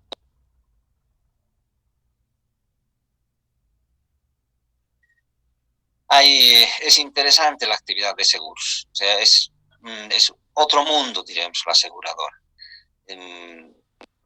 Yo he conocido unos casos en los que, por ejemplo, había un seguro de vida y resulta que en el contrato la persona muere, ¿no? Y cuando se va a reclamar el seguro, dice, bueno, aquí ha muerto la persona, no ha sido suicidio, ha muerto por enfermedad. Ah, ya, ¿qué enfermedad ha muerto? ¿Por qué enfermedad ha muerto? El COVID-19. Entonces se va ahí y se ve el contrato y dice en una parte chiquita, pequeñita, que el seguro no asumirá cuando muera por pandemia. ¿Qué les parece? Y seguramente cuando la persona contrató ese seguro, nunca pensábamos que iba a haber esta pandemia. Y esta persona contrató hace unos 5 años. Entonces, lo que menos pensó, digo, en Bolivia nunca va a haber pandemias. Ah, firmo el contrato. Pero cuando han ido a reclamar sus herederos en la pandemia, porque falleció por COVID-19, la aseguradora se ha negado a pagarle. Y le ha dicho, no, a ver, lea éxito. Y de verdad, en el contrato, cuando uno lee en las letras chiquitas, dice, se pagará esto, salvo por muerte en pandemia, dice. Entonces dice, realmente nunca pensábamos que iba a haber pandemia, si no, yo no hubiera contratado. Pero así suceden los problemas de seguros. Entonces esa persona, y no debe ser la única, yo les comento porque he conocido ese caso, pero imagínense si aquí en Sucre ha habido un caso que yo le conocí, seguramente hay 50 casos más, y a nivel Bolivia deben ser 500, 600 casos que la gente ha ido pagando y no ha recibido el servicio por esa pequeña cláusula. Por tanto, ¿quién ha ganado líquidamente? La aseguradora. Entonces, al tener buena utilidad, seguramente si sucede alguna eventualidad, sí van a tener no más que cubrir, pero no les va a afectar, porque así es su actividad, ¿no? ¿Algún comentario más? En un documento, ¿hasta qué tan pequeña puede ser la letra? Cuando decimos la letra pequeña, es precisamente de esos contratos que son muy ampulosos y todo el contrato es en letra pequeña. Y cuando uno va a contratar, simplemente le dicen todas las bondades del seguro. Y le dicen, no, usted tiene este beneficio, este otro beneficio, pero aquí está el contrato. Y uno no se toma el tiempo, la molestia de leer una por una esas cláusulas, que están en letras más pequeñas, ¿no? O sea, les digo metafóricamente, en las letras más pequeñas, tienen un mismo tamaño de letras, pero como son tantas cláusulas, a veces uno no lee. Y además, cuando le oferten, los vendedores de seguros son expertos, pues le dicen esto, usted tiene 100 beneficios, pero no le hablan de estas cuestiones. Porque seguramente a esta persona que les comento ese caso, cuando le han vendido el seguro, no le han debido decir, o sea, cuáles son las exclusiones del seguro. Entonces el agarrado feliz estaba, pues, ha dicho, bueno, yo tengo un seguro y si me muero voy a beneficiar a quién. O sea, él no se va a beneficiar, eso ya sabemos, porque él no es el beneficiario del seguro, es el responsable, pero no el beneficiario. El beneficiario son sus hijos, su esposa. Pero él estaba feliz porque si se moría, iba a dejar asegurada a su familia, pero no pensaba, o sea, no había revisado todo el contrato, que cuando se ha muerto y ya no se ha podido enterar, por supuesto, la esposa, los hijos han pasado muy mal porque han ido pensando en que tenían esa platita y el seguro les ha dicho no. Y lamentablemente jurídicamente ya no se puede hacer nada porque evidentemente en el contrato estaba, aunque en letras pequeñas, pero estaba en el contrato. Entonces la ley no dice, pues, hagan los contratos en letra Arial número 14, digamos, no establece. Entonces, y de verdad esos contratos, si ustedes ven, debe estar en 8 máximo el tamaño de letra, ¿no? Entonces es bien complicado, pero está ahí en el contrato, entonces no se podría hacer mucho. Adelante, ¿alguien más quisiera comentar? Seguiremos viendo, 15:24, a ver, seguiremos viendo, compartiremos.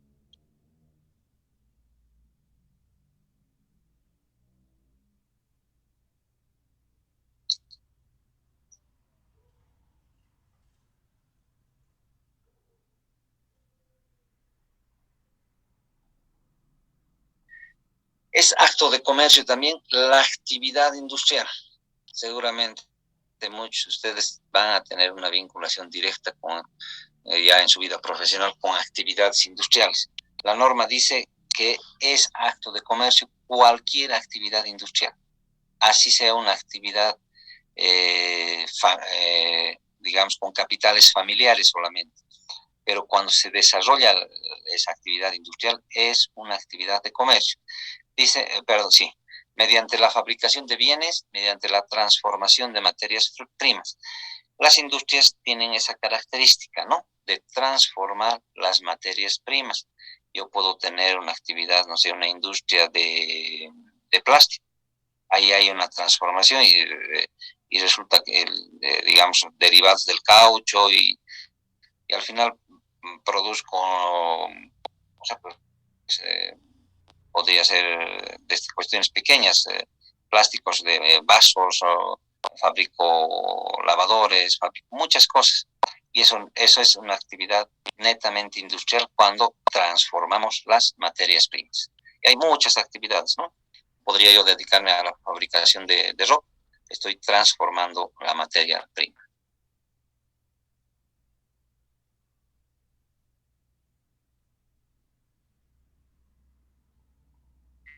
Otra de las actividades que se considera actividad comercial es la actividad empresarial de transporte. Y aquí están los ejemplos. Yo puedo tener mi helicóptero. Si me dedico habitualmente a transportar gente o mercadería, estoy realizando una actividad de comercio. Puedo tener un avión y me dedico habitualmente a transportar mercadería o personas, es actividad de comercio. Sería diferente que yo tenga mi avioneta de uso privado. No por tener una avioneta de uso privado soy comerciante. Me vuelvo comerciante cuando transporto personas o transporto mercaderías. Y ahí están los medios de transporte, desde los aéreos, los terrestres, los acuáticos. Todos aquellos que van a transportar o personas o van a transportar mercadería. ¿El que me dedique a la gastronomía es una actividad comercial? La respuesta es sí. El que me dedica a la actividad de hospedaje de las personas es una actividad comercial, sí. O sea, si soy dueño de hotel, soy dueño de una residencia o hago servicio gastronómico, es actividad comercial. Incluso aquí va más la actividad comercial, dice espectáculos públicos. O sea, si yo me dedico a restaurantes, a bares, a karaokes, a cafés, esa es una actividad comercial, igual la de espectáculos públicos, dice, ¿no? Y otros establecimientos semejantes.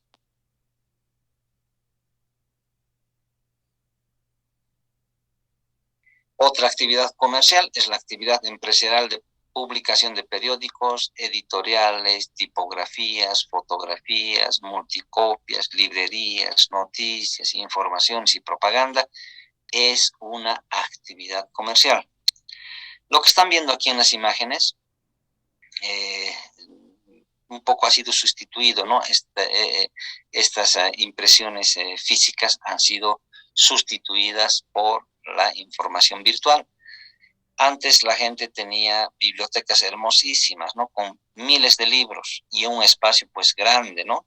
Hoy en día, ustedes saben que podemos tener con un pequeño disco más que una información más de mayor cantidad que una biblioteca completa, ¿no? En las universidades, si bien hay bibliotecas físicas, pero todos aquellos documentos que se los puedan ya tenerlos virtualmente, nos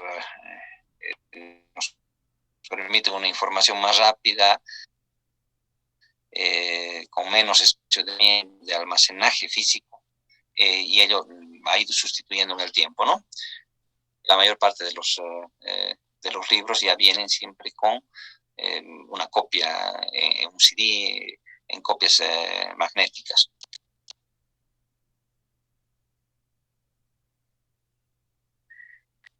La actividad empresarial, dice, de sanatorios, clínicas, farmacias y otras similares, incluyendo las funerarias. Si se dan cuenta, estamos yendo a todas las actividades. Todo había sido, ¿no? Hasta dedicarnos a enterrar a las personas es una actividad comercial, ¿no? La actividad de las funerarias, el vender ataúdes, había sido una actividad comercial. Cuando tenemos nuestro sanatorio, nuestra clínica, es una actividad comercial. Pero aquí hay que diferenciar. Todo lo que son hospitales, clínicas públicas, no son actividades de comercio. Aquí claramente dice la actividad empresarial. Entonces, ahí la actividad empresarial es diferente. Si ustedes van a la Caja Nacional de Salud, al seguro universitario, esa actividad no es comercial, o sea, no hay que confundir. No hay que pensar que porque aquí la norma dice actividades de clínicas, farmacias y otros similares, los seguros públicos estén dentro de esta actividad. No. Los seguros públicos, las cajas nacionales de salud, todas las cajas, digamos, la caja petrolera, la caja nacional, la caja bancaria, todas esas no son actividades empresariales, por tanto, no son actividades de comercio. Pero las demás, las de la orden privado, son actividades de comercio, como las clínicas, las farmacias, incluyendo las funerarias. Es también acto de comercio o actividad comercial la actividad empresarial, dice, de construcciones y edificaciones en general, comprendidas las dedicadas a montajes, instalaciones y otros. ¿Algún comentario?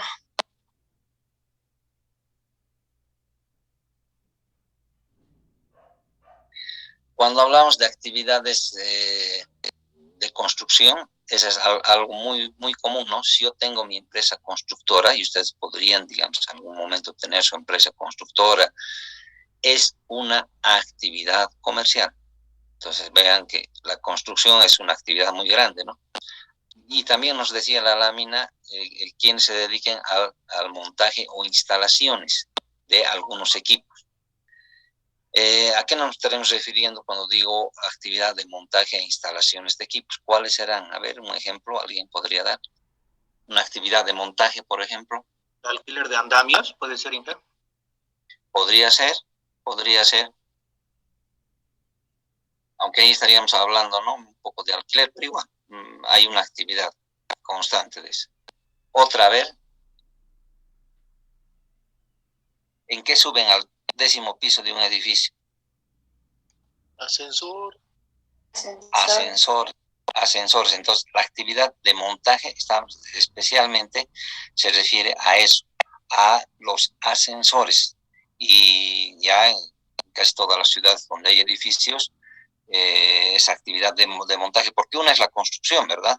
El constructor me va a dejar la posa, me va a dejar el espacio para el montaje del ascensor, pero hay otra persona que se dedica a el montaje y hay otro que proporciona el ascensor, porque hay algunas que andan unidas, fabricación y montaje, hay otras solo fabrican y hay otro que se dedica al montaje.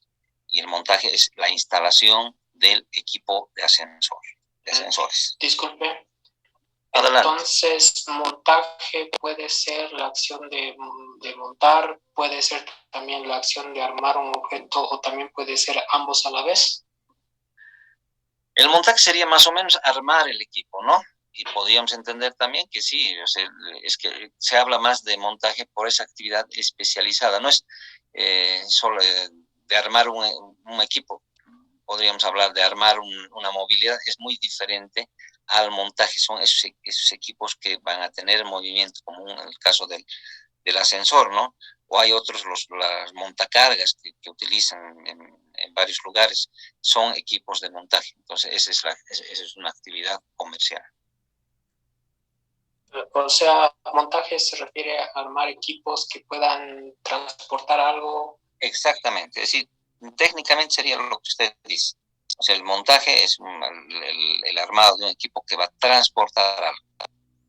Y en este caso, transportamos personas, o también cuando se va a transportar carga, no se habla tanto de ascensores, ¿no? Sino serán montacargas y a ver qué ver eso. ¿Algún comentario? Para que continuemos.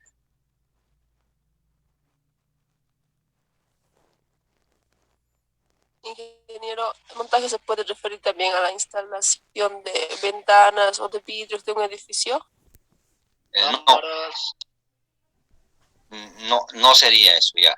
Sería parte de la construcción cuando se dedican a colocar ventanas, aun cuando, digamos, una sea la empresa constructora en sí y haya otra empresa, puede ser más pequeña, que solo se dedique a instalar ventanas. No vamos a hablar de una actividad de montaje, pero sí es una actividad de construcción. ¿Alguna otra pregunta? Continuaremos. Ya nos faltan como 4 actos de comercio, que son los, digamos, los más relevantes. Vayamos viendo.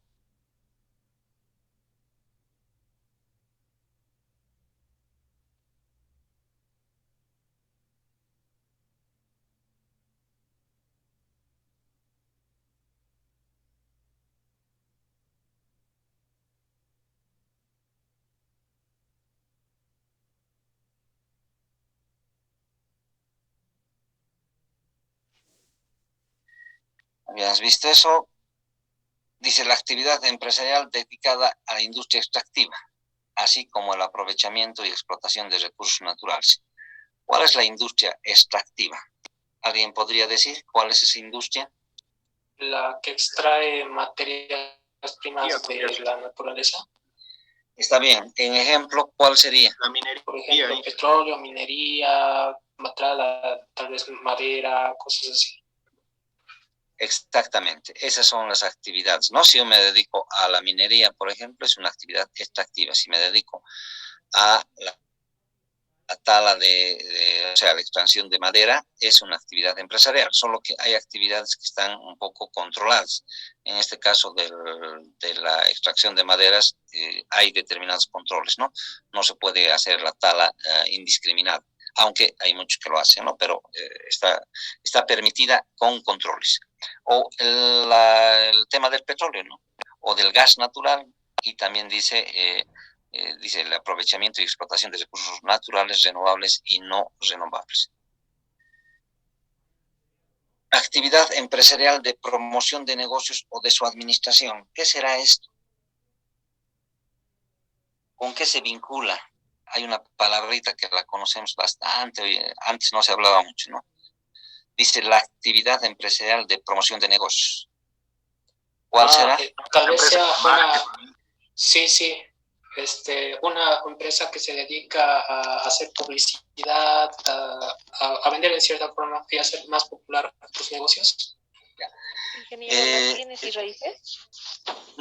No es bienes y raíces. Vamos a ver, al final está bienes y raíces. La promoción, la palabrita, si ustedes dicen, ven, promoción, ¿qué es promocionar? Ofertar, ¿verdad? Sí. Marketing, ingeniero. Marketing. Sí. Esa es la palabra exacta ahora, ¿no? Antes no se hablaba mucho de esta palabra, no se lo utilizaba, ¿no? Ahora quienes estudian desde administración de empresas, quienes estudian ingeniería comercial, hablan muchísimo de este tema, del marketing, la forma de promocionar. Y no confundamos con quienes se dedican a hacer, digamos, letreros, eso es diferente.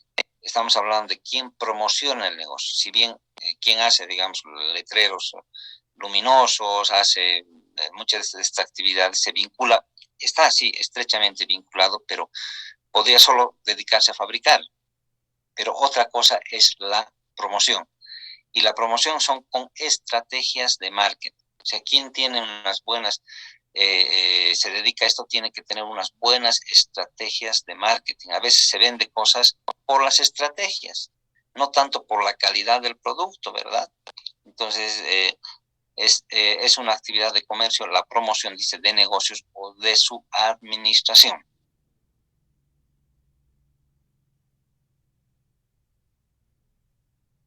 Y entramos aquí, las actividades privadas de educación, dice, de enseñanza organizadas con fines de lucro. Aquí hay que pensar en dos situaciones. Las escuelas públicas que son de educación y enseñanza, ¿serán actividades de comercio? No. ¿Sí o no? A ver, usted, la última compañera ha dicho no. Los demás, a ver. Los colegios privados. Exactamente. Si yo voy al colegio, a ver, Junín. El colegio Junín es un colegio de educación pública. Entonces no puedo decir que ellos se están dedicando a la actividad de comercio. Pero si voy a un colegio particular, si bien se dedica a la actividad de educación, pero tiene fines de lucro, un colegio particular. Podemos ir al Colegio Sagrados Corazones, al Colegio Humboldt, a varios colegios que son particulares, ¿no? Esos colegios cumplen una actividad de comercio. Vayámonos a actividades bancarias. Todas las actividades bancarias están dentro del Código de Comercio, incluidas las que realiza el Estado. ¿Cuál es un banco del Estado? ¿Qué banco es? El Banco Unión. El Banco Unión. El Banco Unión. El Banco Nacional es una actividad, con capitales privados, el Banco Nacional de Bolivia.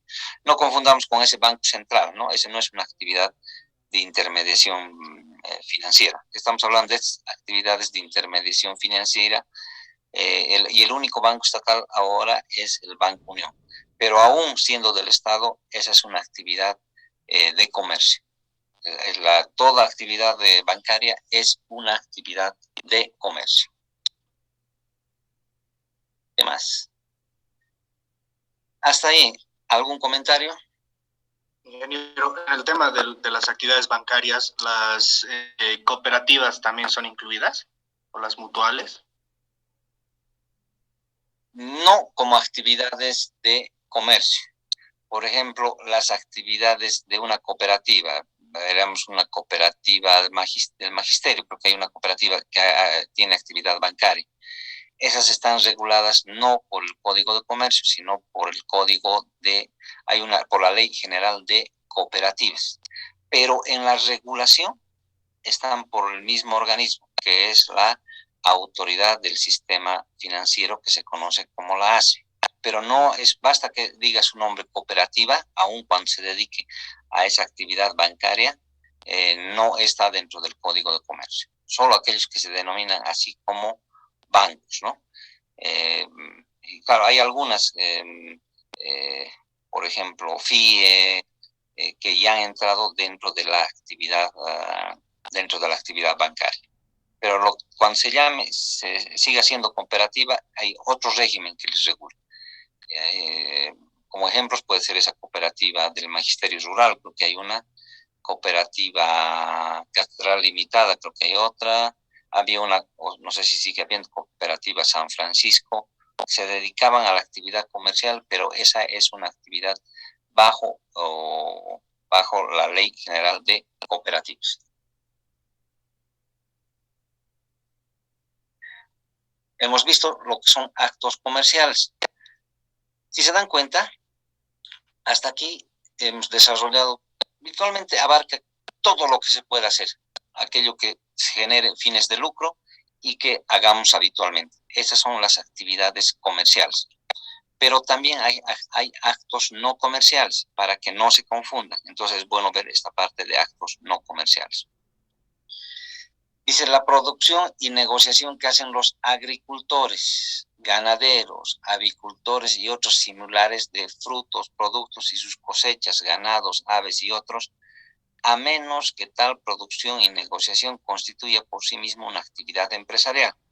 Si yo tengo mis vacas y produzco leche, y aunque sea todos los días, si es sin la función empresarial, no es un acto de comercio. Pero si yo fabrico a gran escala algo, o produzco, en el caso de la leche, por ejemplo, tengo 100 vacas, ya tengo equipos para extraer la leche, para procesarla, esa es una actividad empresarial, por tanto, esa ya es comercio. Pero la persona que se dedica, por ejemplo, no sé, produce hortalizas, vayamos como ejemplo, simplemente tiene una pequeña carpa solar o un terreno donde produce lechuga. esa no es una actividad comercial. O cría gallinas, cría animales y los vende después, ¿no? Los negocia. No es una actividad comercial. Y con un ejemplo, yo puedo tener 10, 20 gallinas, pero es diferente cuando tengo mi granja avícola. Si tengo mi granja, ya es una actividad de comercio. Hay que diferenciar bien, ¿no? El pequeño productor, aquella persona que tiene su terreno y produce en pequeña escala, no es comerciante o no es una actividad de comercio, pero cuando su producción es a escala y ya con el equipo, con el apoyo de algún equipo, se considera como actividad comercial.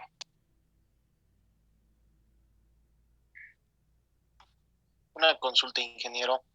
Adelante. Decía, ¿no?, que una empresa constructora es algo comercial, ¿no? Y para una empresa constructora, para realizar, no sé, una vivienda, el banco le puede prestar dinero. ¿Dinero a quién? ¿Al constructor o al propietario? A la sí, empresa le puede prestar, no hay ningún problema.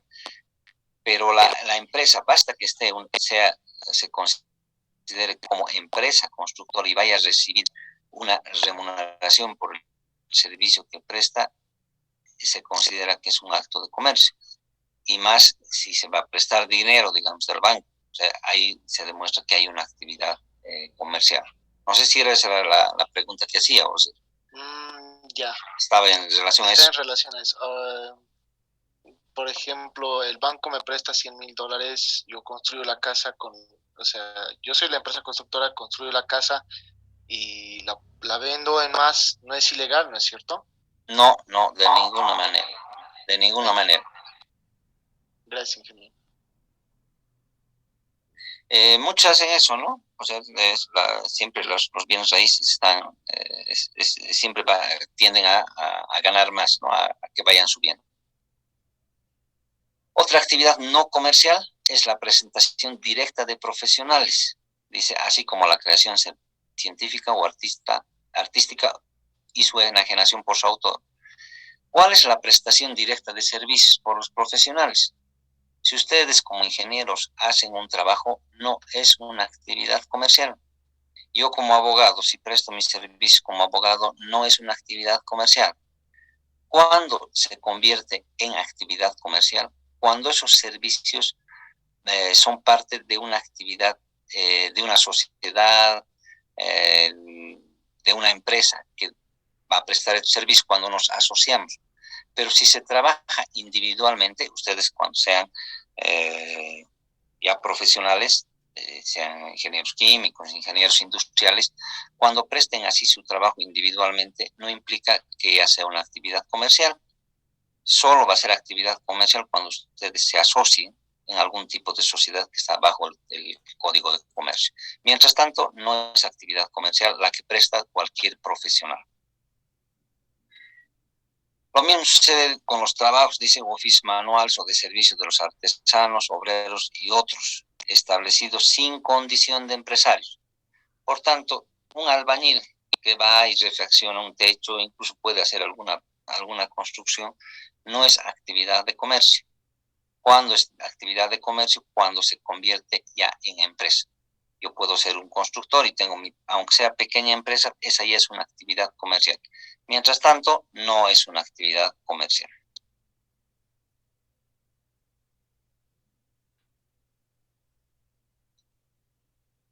Otra que no es actividad comercial, las pensiones familiares, atendidas personalmente por su propietario, cuando éste realice esa actividad como un medio de subsistencia. Entonces aquí puede haber una confusión, ¿no? Porque hay cientos de pensiones, ustedes han debido ver, deben estar incluso en alguna pensión. Cuando esa actividad es realizada directamente por su propietario y esa actividad es como un medio de vida, no es acto de comercio. Se convierte en acto de comercio cuando esa pensión ya no está en relación a la subsistencia de la persona, sino ya tiene fines de lucro. Entonces, cuando hay fines de lucro, la actividad de pensiones sí se convierte en una actividad comercial. De lo contrario, no. Vayamos a otra. Dice la adquisición de frutos, mercaderías y otros bienes con destino al consumo o uso del adquirente o el ofrecimiento ocasional de cualquier excedente. Entonces, estas actividades en pequeña escala, dice la venta de frutos, mercadería, cuando es ocasional, no se considera una actividad de comercio, ¿no? Hay gente que vende, ¿no? A veces se dice ofrezco, no sé, me llegó palta, digamos. Así todos los años haga eso, no es una actividad de comercio, ¿no? Porque es algo por la temporada nomás vende, después se dedica a otras actividades, entonces no es una actividad de comercio. Estamos en las actividades no comerciales, ¿no? Alguien preguntó esto de las inmobiliarias, ¿no? No es acto de comercio, dice, la adquisición y disposición de bienes inmuebles, salvo la ejercida por empresas dedicadas habitualmente a ese giro.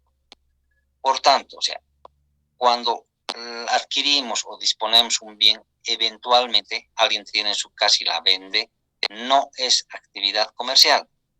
Pero cuando alguien se dedica a la venta constante de inmuebles, habitualmente realiza esto, estas inmobiliarias se consideran como actos de comercio, ¿no? Y aquí les puse en algún ejemplo las que hay en Sucre, RIMAG Capital, hay otras RIMAG Olivos, Bolivia, Century 21 y el Grupo Sion, son inmobiliarios.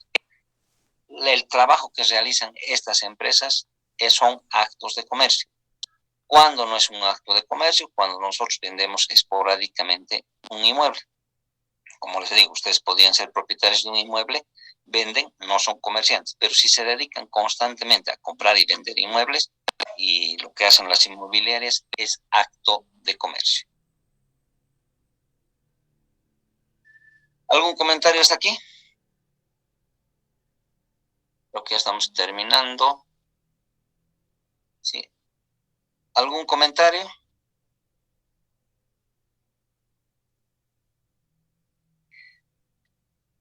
Bueno, hubiéramos terminado el segundo tema. Adelante, ¿quién quiere comentar? Quería consultar, no sé si usted está al tanto de esto, sobre los seguros que existen con respecto, no sé, a una pequeña empresa de instalación de tuberías. ¿Los seguros cómo? Seguros de vida, ¿no? O sea, seguros de vida, pólizas, eso. Primero, si alguien se dedica a alguna actividad, sí puede asegurar, esa es su actividad. Si se dedica a la fabricación, no sé, de tubos o lo que sea, puede asegurar, esa es su actividad. Y esa es la actividad de comercio, es dedicarse a la fabricación de algo. Si uno contrata seguros, esa actividad comercial, pero no es de la persona que contrata, sino es de la que ofrece, en este caso las aseguradoras. Y puede haber seguros de vida, una gran cantidad de tipos de seguro. Pero son cualquier actividad de seguro de quien ofrece el seguro es actividad comercial. A diferencia de quien adquiere. Si yo adquiero un seguro de vida, no soy yo el comerciante, el que se dedica a esa actividad de comercio, sino es la aseguradora. Yo no soy el que vende, sino solamente el que compra. Ya, gracias. Y de las personas que compran algo y revenden. Si no es habitual esa actividad, no es acto de comercio, pero si esa actividad es habitual y se dedican a la reventa siempre, entonces hay que pensar que son actividades de comercio. Y como les he dicho, la característica es esas tienen que estar unidas, habitual y fines de lucro.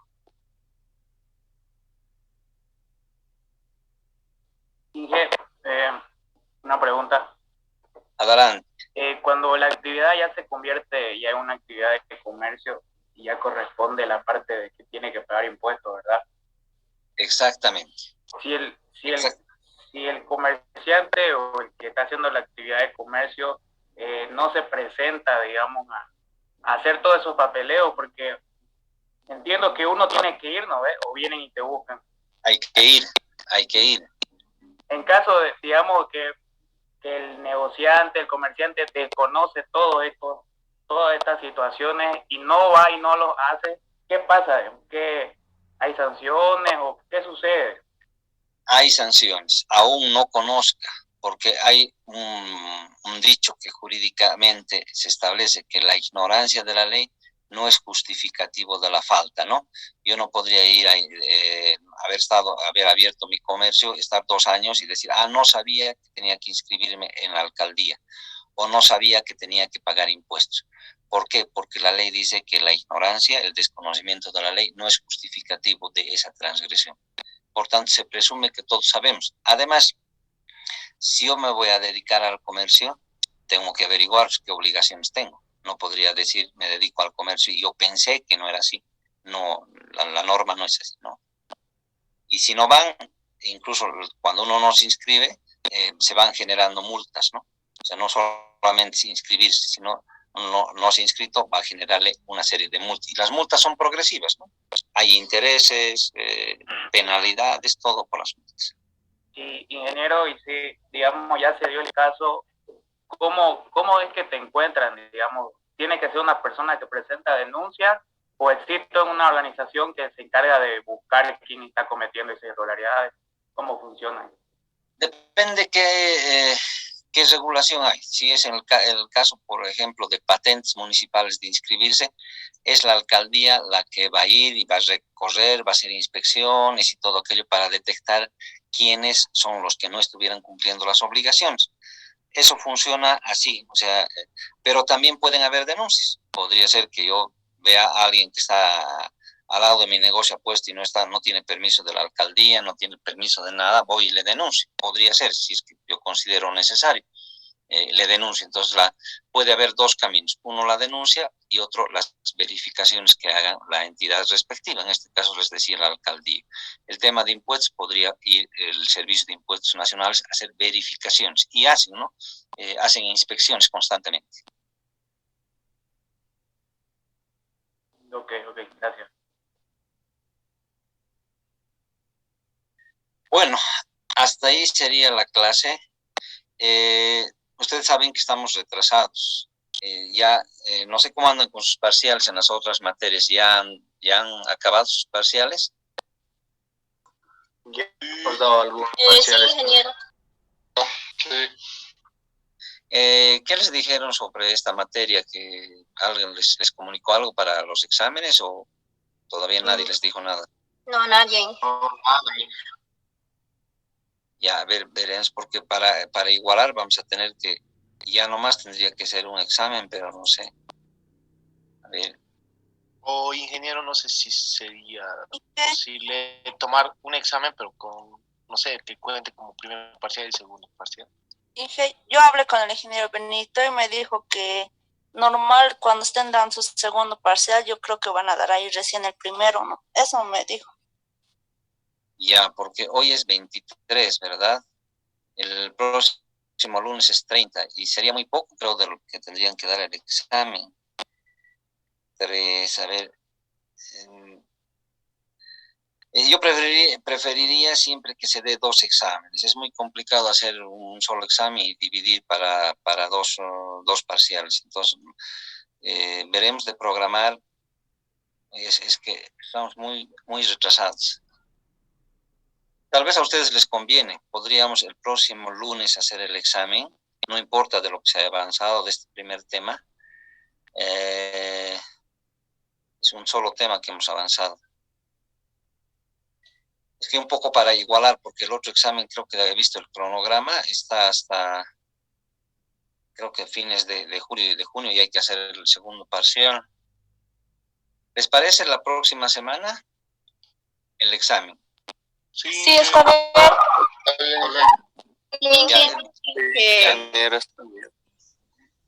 Ya, Ya, cualquier cosa yo les voy a comunicar, pero estaríamos quedando provisionalmente, bueno, ya casi seguro que sería la próxima semana el examen. De todas maneras, voy a coordinar algo más con los directores de industrial y de química sobre este tema, y si no cambiarán las cosas, el día martes sería el examen, el día lunes el examen del primer parcial, así tal vez igualamos y vamos a ir nomás avanzando la materia. Bueno, y una pregunta. ¿El examen sería presencial o virtual? Presencial va a ser el examen, presencial. Está bien. Y lo que vamos a hacer, bueno, sí va a ser presencial, pero como son dos grupos, primero va a ser industrial y después química. Pero al grupo les voy a mandar, para que si por ejemplo hacemos industrial sería a las 2 de la tarde y a las 3 química, para que sea más fácil, porque son más de 100 personas, entonces donde hemos trabajado la anterior vez es un curso muy pequeño y que estén 100 personas es mucho, entonces vamos a ver de dividir, pero les voy a comunicar, voy a coordinar con los directores de carrera. Ingeniero, disculpe, ¿y no podría ser la subsiguiente semana? ¿Qué pasa? Que no sé si todos son de Sucre, están viajando por el feriado de esta semana. ¿Qué feriado hay?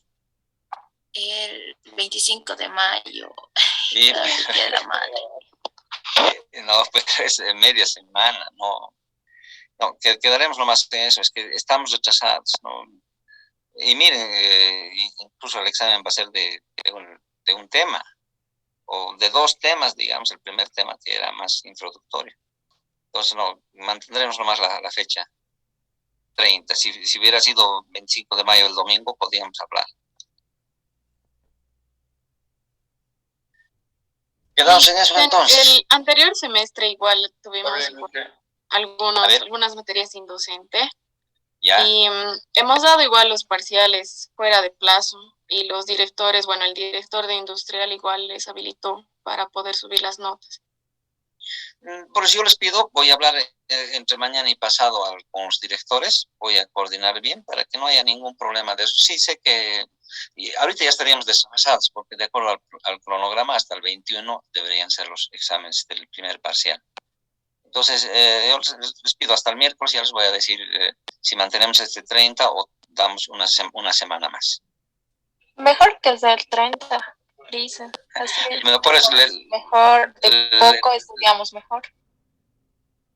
Estamos quedando inicialmente que sea el 30, solo voy a coordinar con el director algunos temitas que tengo que charlar siempre con los dos. El problema es que ustedes estoy con los dos grupos y en base a eso les voy a comunicar.